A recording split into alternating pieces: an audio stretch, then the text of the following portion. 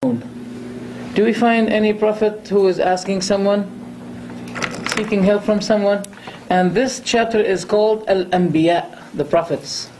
And it gives you how those, it gives you glimpses about how those prophets were asking Allah alone. Ayub, when he had problem, he raised his hands to Allah. Yunus, when he had problem, he raised his hands to Allah. He turned to Allah. Everyone. So where did people bring this, that if you have problem, you call the dead people? This is very important. Then, eventually, Allah said in the Quran, that is your nation. The word nation has great misconception in the dictionary of those activist Muslims today. I'm not talking about the layman people, I'm talking about those activist Muslims. They talk about the importance of the unity of the Ummah. And it's important to have the unity of the Ummah. But what is the Ummah you're talking about? To have unity between those who ask Allah alone, following their prophets, and to be united with those who ask someone beside Allah?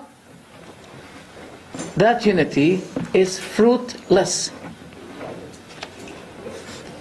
That unity is fruitless. That's why I wanted to mention this to you today. Okay, so we start. Before the beginning of the lecture, I'd like that each one of you takes a piece of paper and a pen. Now this side I can see all of them doing this. This side I don't see except one person. Maybe they came lately. It is important that you have a pen and a paper. MashaAllah, the brothers have made good preparation for this. So, if you remember, each one of you remembers any doubt, any question that used to be given to you, knocking your head, giving you a headache, please, give your doubts to me. That's what I use, I do every week. Now, you can see me on Pal Talk, in a room called Ansar Muhammad, every Thursday at 9 o'clock p.m., inviting all the Shia sheikhs, the biggest one. Come to me, give me any doubt you have. Show me. Bring me anything you have. Alhamdulillah, I have no fear of giving refutation for any doubt that they used to be giving. I'm expert with this. Without any pride. Alhamdulillah, this is the grace of Allah. An important presentation before we enter the topic.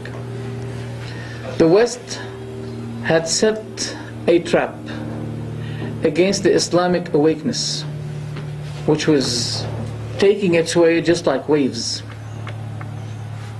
by reviving the false and the deviant cults in Islam in order to slow, if not possible, if not stop, the Islamic awakeness, which I think it's taking its march towards the West. So they had to stop it.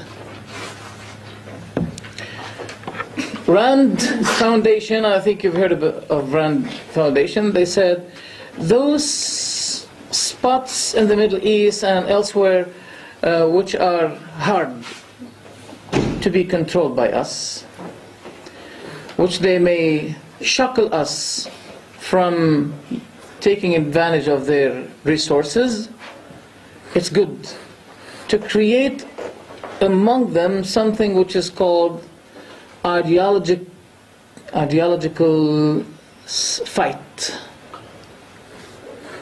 fight of doctrines. So they said it, and it is being fulfilled. The Shah was doing good thing to the Americans. He was very good. He was obedient. He was not transgressor. Obedient boy. But why did they get rid of him?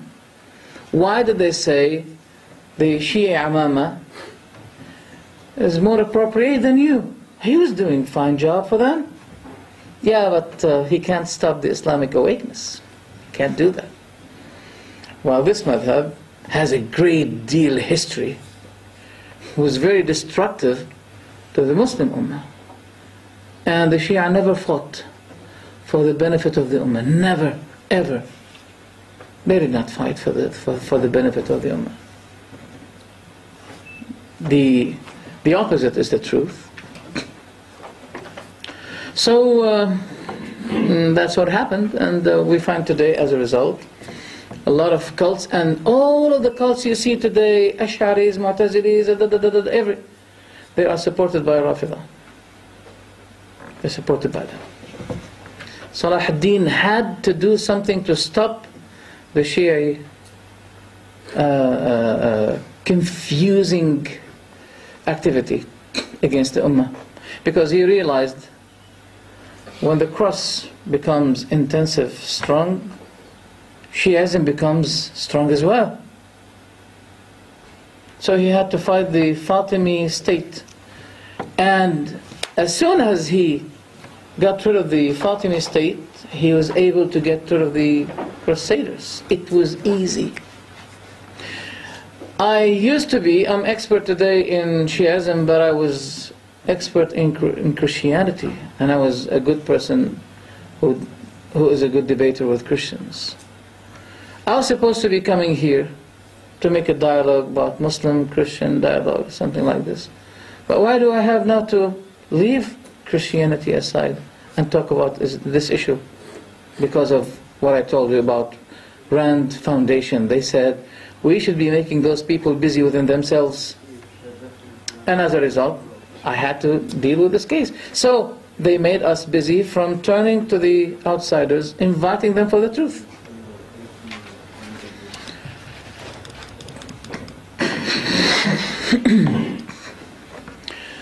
Some of you heard of a man called Yasir al-Habib. Well, Habib means beloved one. Habib means beloved one. Well, I have nothing to do against his family name, because we're not allowed to ridicule their people's family name at all. But he's not a beloved person. I mean, truly he's not. Finally, alhamdulillah, I saw on his website, Al-Qatra, that he made it clear that the book of Allah is changed. In his website, Al-Qatra, and I have the link, he was asked, and he said, the Sahaba changed the Quran. It's clear. No matter what justification you give it, you have made it clear that the Quran is changed. What is the result? What would be the result of the judgment for those who say that the Quran is changed? Except, I gave him fatwa that he is kafir with a degree of very good. Classification, very good. Why didn't I say excellent?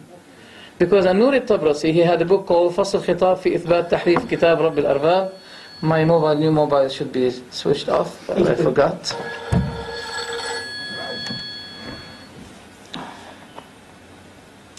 Okay.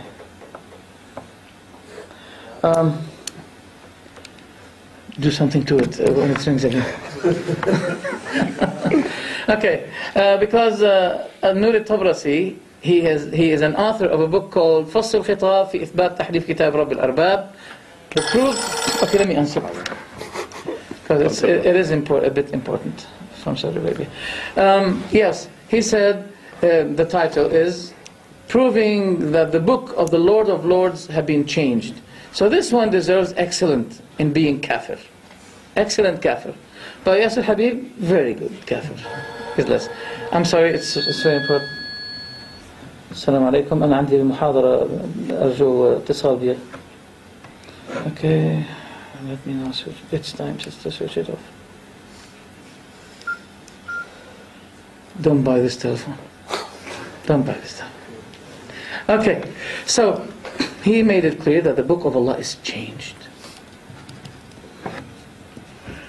The companions changed the Quran. Did they?